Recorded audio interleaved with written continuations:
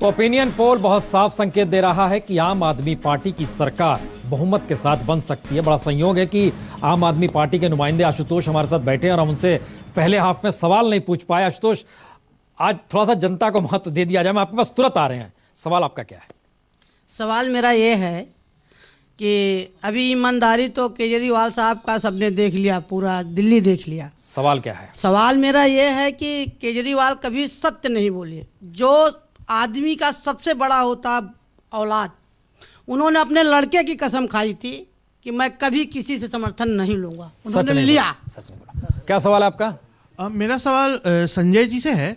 सीसरो ने जो अभी ओपिनियन पोल किया है और जो भी रिसर्च किया है, उसमें उन्होंने सब मुद्दों को दिखाया, लेकिन सुशासन एक मुद्दा था बहुत ज़्यादा भाजपा का, उसके ऊपर गौर नहीं। उसमें हम एक चीज साफ कर दें, कई मुद्दे उठ रहे हैं जी। उसमें ये बता दें कि आप लोगों ने स्क्रीन पे जो मुद्दे देखे होंगे उसमें 38% अन्य है और अन्य में वो तमाम मुद्दे निकल कर आए हैं। सवाल प्रायोरिटी में सिर्फ 5 मुद्दे लेने का था, इसीलिए उन 5 मुद्दों को दिखलाया गया। बाकी को किसी को 2%, किसी को 3%, किसी को 5% मिला है। सुशासन, लेकिन सुशासन का भी जिक्र उसमें आया है कि क्या गवर्नेंस सही होनी चाहिए नहीं चाहिए। ये हमारे वो सिसरो के जरिए है, वो हमारे साथ सेफोलॉजिस्ट के तौर पर यहां बैठे हैं। आपका क्या सवाल है? सर, मेरा सवाल शाहनवाज हुसैन जी से है। एक तरफ तो महिला सशक्तिकरण का बात करते हैं और दूसरी तरफ वो ऐसे लोग को प्रचार में उतारते हैं जो कहते हैं कि महिलाओं को ऐसे कपड़े या मतलब किस तरह कपड़े पहनने चाहिए ताकि उन पर मतलब जो अभी चल रहे हैं वो कम हो। कौन तो कहता है?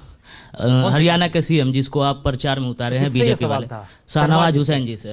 तो सर बोलिए, सवाल आपका क्या है? सर, अनऑथराइज कॉलोनी के बारे में मोदी जी ने आज भाषण में कहा कि 15 साल से ये लोग मुद्दे को लटकाए हुए थे वोट के लिए, तो मोदी जी 8 महीना पहले क्यों नहीं ऑथराइज किए? और आज भी 892 कॉलोनी क्यों, 2000 कॉलोनी क्यों नहीं ऑथराइज हुई? ओके, क्या सवाल है आपका? सर, पार्टीज जो हैं वो ट्रेड और इंडस्ट्री की डेवलपमेंट को लेकर कोई ब्लूप्रिंट नहीं, कोई प्लानिंग नहीं पेश कर रही। सिर्फ फ्री पानी देंगे, फ्री बिजली देंगे, इसको लेकर वोटर्स को लुभावने में लगी हैं। ओके, क्या मुद्दा है आपका? बोलिए भाई। हाँ, मेरा आशुतोष जी से ये सवाल है कि पहले 49 दिन में भाग गए थे, अब कितने दिन में भागेंगे?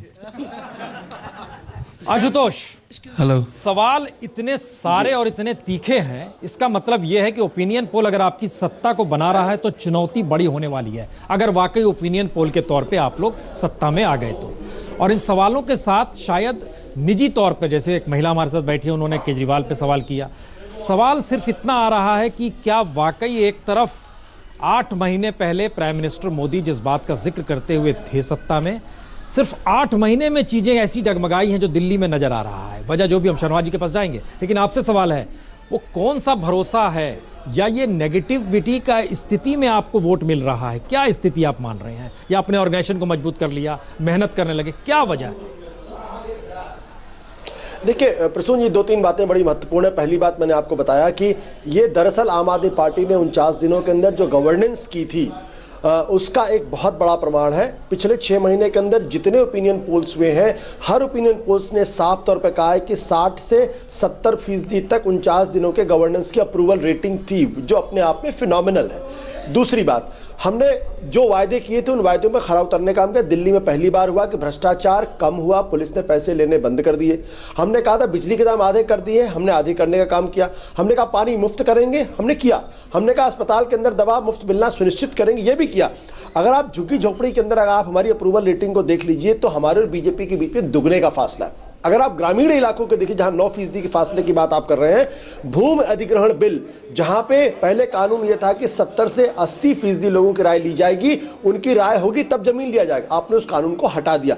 जाहिर सी बात है कि आम आदमी पार्टी ने गांव के लोगों तक गई, उनसे बातचीत की, उनको समझाने का प्रयास किया कि आम आदमी पार्टी की सरकार आएगी, वो इंश्योर कराएगी उनकी जमीन उनकी मर्जी के बगैर ना लिया जा सके। और तीसरी बात, हमने बाकायदा हमको जब लग रहा था कि उच्च वर्ग हमारे साथ पूरी तरीके से नहीं आ रहा, हमने उसको भी समझाने की कोशिश की है कि दिल्ली के अंदर हम दिल्ली को दुनिया के बेहतरीन शहर में से एक लाने की बात करेंगे। और सबसे बड़ी बात यह है, हम लगातार अपने पॉजिटिव एजेंडे पर बने हुए थे, हमने नेगेटिव कैंपेनिंग नहीं की। पिछले 3 महीने से दिल्ली डायलॉग के बहाने हमने 8 चैप्टर्स किए हैं, जिसमें युवाओं पे, महिलाओं पे, स्वास्थ्य पे, पानी पे, बिजली पे, इंफ्रास्ट्रक्चर पे, गांव पे, इन पर चर्चा की, लोगों लोगों के बीच में गए। बीजेपी सिर्फ नहीं, और उसी सिर्फ की स्थिति नेगेटिव आशुतोष कैंपेन की करती है। वो अरविंद नजर भी आ रहा है केजरीवाल चोर बुरहान में। लेकिन शहनवाज जी, एक मैसेज देखिए जनता के बीच से हमें एक सवाल और समझ में आया कि केजरीवाल की एक पार्टी है, केजरीवाल चला रहे हैं, लेकिन यहां पर बीजेपी और मोदी अलग अलग लोग देख रहे हैं। एक लड़के का सवाल था कि मोदी को देखें कि बीजेपी को देखें। एक दूसरे लड़के ने, जो कि यंग लड़का है, उसने सवाल किया अभी कि आपके यहाँ महिलाओं को लेकर कोई कुछ कह देता है। जाहिर है ये प्राइम मिनिस्टर मोदी ऐसी बात नहीं कहेंगे, लेकिन आप ही की पार्टी का क्या है? इसका मतलब है कि इतनी धाराएं हैं आपकी पार्टी में और वो मैसेज शायद दिल्ली इलेक्शन के समय सतह पर आ गया है। ये सही है क्या? कोई एक धारा है और एक विचारधारा के साथ हम काम करते हैं, और जो पार्टी का अधिकृत बयान है और पार्टी के नेता हैं वो जो बयान देते हैं वही पार्टी का बयान ये होता है। महिला के कपड़े जहाँ वाला तक, और बच्चे का जो जिक्र कर रहा था। नहीं, महिला पार्टी का नहीं है ना? महिला के कपड़े का किस बयान का जिक्र कर रहे हैं मुझे तो ध्यान भी नहीं है, लेकिन हम ये कह सकते हैं कि महिलाओं हरियाणा का के जितना सम्मान मुख्यमंत्री बीजेपी खट्टर में साहब ने है वो महिलाओं के कपड़े के कहीं नहीं। पहनने का लेकर कहा था। देखिए, सवाल तो मैंने आपसे कहा कि वो उन्होंने जो कहा उनकी बात को तोड़ मरोड़ के पेश किया गया था। अभी एक सवाल मैं पुन प्रसून जी आपसे कर रहा हूं। पिछली बार ओपिनियन पोल में आपने मुझे ही बुलाया था और मैं आया था, तब आपने आम आदमी पार्टी को, आपके ओपिनियन पोल ने 8 सीट दी थी, उनकी 20 बढ़ गई, और क्योंकि उन्होंने मेहनत की। अब आपकी इस ओपिनियन पोल में, पिछले ओपिनियन पोल, आप रिजल्ट पे मत जाइए, opinion poll to opinion poll दिखाइए। एक तरफ पिछला अपना दिखाइए, इस बार अपना अभी का दिखाइए। उस ओपिनियन पोल पे आम आदमी पार्टी को 8 दिया, वो 28 जीत गए। हमें आप 25 दे रहे हैं, और हम जो दिल्ली में घूम रहे हैं ऐसा माहौल तो कभी देखा नहीं। जैसे जामा मस्जिद के गेट नंबर 1 पर अमीम अब्दुल साहब रहते हैं, उधर बाबे अब्दुल्ला गेट पर खड़े होकर हजारों की भीड़, उतनी भीड़ कभी मुझे सुनने नहीं आई जितनी इस बार सुनने आई। हम ये कह रहे हैं कि जो डराया गया था पिछली बार, ये कहा गया था कि मोदी आएंगे तो ऐसा हो जाएगा, अक़लियतों को कहा गया था, गरीबों को कहा गया था। आज नरेंद्र मोदी जी के आने के बाद कौन ऐसी निगेटिव बात हुई है? नरेंद्र मोदी पर यकीन लोगों का बढ़ा है। आप उनके काम में कमी नहीं निकाल सकते तो उनके कपड़े पे आ गए। आप चाहते हैं नरेंद्र मोदी को फटा हुआ कपड़ा पहन के चले जाते, अब वो सूट कितने का है, उसकी बिनाई कितनी है, उसकी कताई कितनी है, इस पर चर्चा शुरू हो गई। आज नीति पर कोई बात करने को तैयार नहीं है। नीति ये है कि भारतीय जनता पार्टी के राज में महंगाई कम हुई है, जीडीपी बढ़ रही है, मेक इन इंडिया का कॉन्सेप्ट है, नौजवानों को रोजगार के चांस मिलने वाले हैं। और जो ओपिनियन शहनवाज जी से आप सीधा सवाल करना चाहते हैं? मैं आपको कह रहा हूं कि जो आशुतोष जी, नहीं, शहनवाज जी से कौन करना चाहते हैं? वो बोल रहे हैं, पूछिए। करें, जरूर करें सवाल। शहनवाज जी से ये सवाल है कि दिल्ली के हजारों अधिवक्ता, लाखों की संख्या में किरण बेदी जी का पुतला दहन करें, उनके खिलाफ हैं, तो शहनवाज जी किरण बेदी को लाने का क्या फायदा हुआ? वो आम आदमी पार्टी के अधिवक्ता थे। कौन से अधिवक्ता का? सारे लाखों अधिवक्ता का लिस्ट है आपके पास। आम आदमी पार्टी के लोग थे, काला कोट पहनकर गए थे हमला करने के लिए, सबकी पहचान हो गई है। आम आदमी पार्टी के वर्कर थे वो। उनको वकील मत कहिए। पूछना चाह रहे हैं भाई आप ही से, अब पूछिए। हमारे यहाँ भी अधिवक्ता मंच है, सारे अधिवक्ता भारतीय जनता पार्टी के भी, भारतीय जनता पार्टी वो जवाब आपने दे दिया, वो आम आदमी पार्टी के वकील कुछ थे, आपने अधिवक्ता कह दिया। चले गए, वो हाँ आम आदमी पार्टी के वर्कर थे, उनको वकील मत कहिए। पूरे दिल्ली का वकील बना दिया आपने। शाहनवाज जी आपसे एक सवाल है, आप जो दिल्ली में चुनाव लड़ रहे हैं, क्या आप जरूर बीजेपी को लाना चाह रहे हैं, मोदी को वापस लाना चाह रहे हैं? आप जहां पे आते प्रचार करते हैं मोदी लाइए दिल्ली बचाइए, क्या आप बीजेपी को लाना चाहते हैं या मोदी को लाना चाह रहे हैं? मोदी तो आप ऑलरेडी प्रधानमंत्री, ये कहीं एक बड़ी डाइवर्सिटी है। बीजेपी और मोदी अलग कहाँ है? लोग यही चाहते हैं बीजेपी को अलग बताएं, मोदी को अलग बताएं। हमारा सिंबल कमल का फूल है और हमारे नेता का सिंबल नरेंद्र मोदी है सर, और हमारा झंडा जो है केसरिया और हरा है। इन तीनों को मिला के भारतीय जनता पार्टी कहते हैं। आप अलग कैसे कर सकते हैं? महिला भी आप लाइए राहुल गांधी को, ये अरविंद केजरीवाल को लाते हैं। सर मेरा हेलो, राहुल गांधी को आगे करके क्यों नहीं चुनाव में लड़ती हो? शहनवाज वाजपेयी जी, हमारे पास मोदी है, इनके पास क्या है? पूछिए। सर मेरा क्वेश्चन आपसे यह है, शाहनवाज सर मेरा क्वेश्चन आपसे यह है कि जैसा अमेरिका में प्रचलित है कि ओपन डिबेट होता है, राजनेताओं के बीच, उम्मीदवारों के बीच ओपन डिबेट होता है, जनता को नीतियों के बारे में मालूम चलता है। लेकिन आजकल क्या होता है कि जो बीजेपी पार्टी है कार्टून के माध्यम से जनता को गुमराह करती है, ऐसा क्यों है? ओपन डिबेट आप करना नहीं जानते क्या? ओपन डिबेट करें ना, अरविंद केजरीवाल नुपुर शर्मा से डिबेट करें। अरविंद केजरीवाल के सामने लड़ रही है नुपुर शर्मा, उससे डिबेट करें। आशुतोष जी और शाहनवाज हुसैन डिबेट कर रहे हैं कि नहीं सामने? ये ओपन डिबेट है कि बंद कपड़े का डिबेट है? ओपन डिबेट कर रहे हैं। नहीं बिल्कुल ठीक है, बिल्कुल आप हर ठीक है। चीज को फ्री पे ले रहे हैं, आप पैसा कहां से लाएंगे सर? आप कैसे फ्री कर देंगे सर चीजें? आपके पास इतनी पावर कहां से आ जाएगी कि आप हर चीज को फ्री कर देंगे?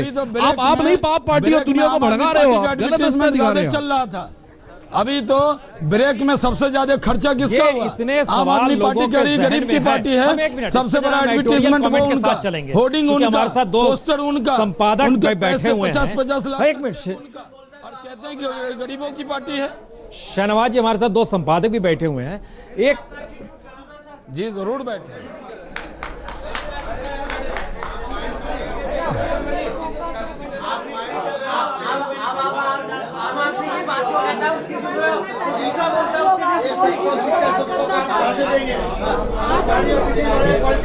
रणवी जी, जनरेशनल डिवाइड देख रहे हैं? रेवेन्यू का सवाल है, सबको शिक्षा, सबको काम का सवाल है।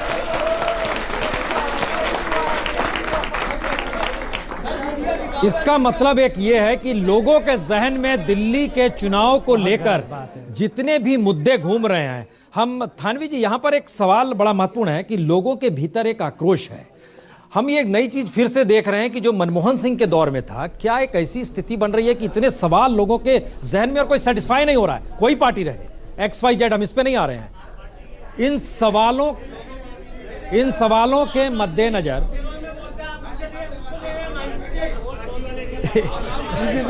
दीजिए। हाँ,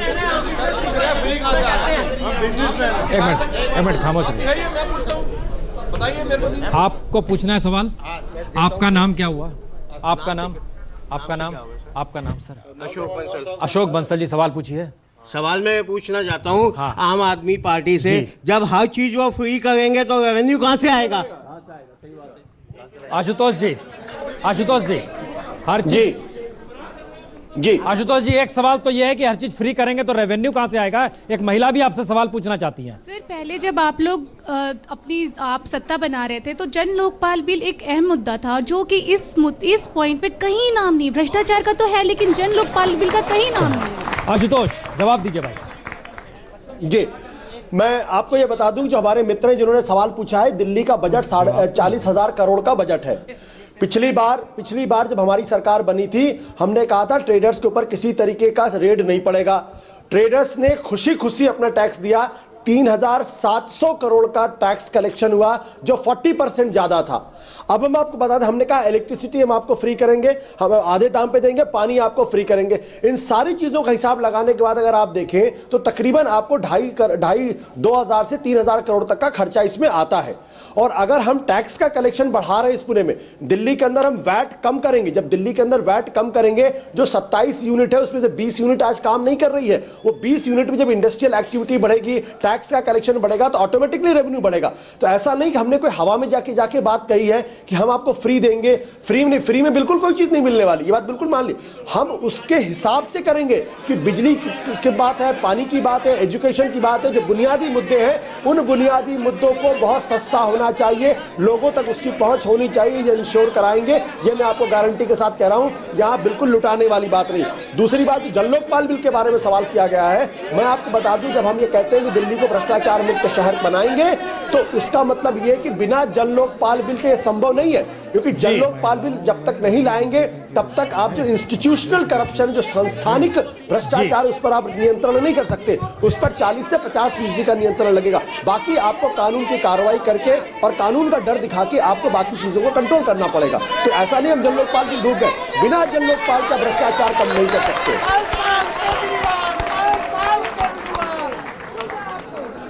अब बैठ जाइए।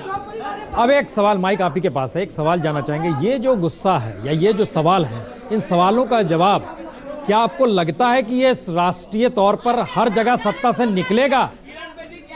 वो माइक से आवाज नहीं। देखिए, ऐसा होता है कि कई बार पार्टियों के लोग आ जाते हैं चर्चा में, वो अलग अलग दलों के साथ में उनका सद्भाव है, लेकिन जो असली चर्चा है वो ये है कि क्या सचमुच परिवेश यहाँ पे बना हुआ है।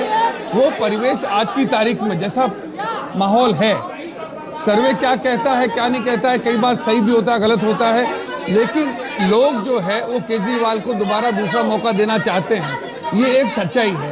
इसमें मेरे ख्याल में किसी को भी शायद हमें कुछ शक होगा। ओके जी, एक मिनट प्रसून जी,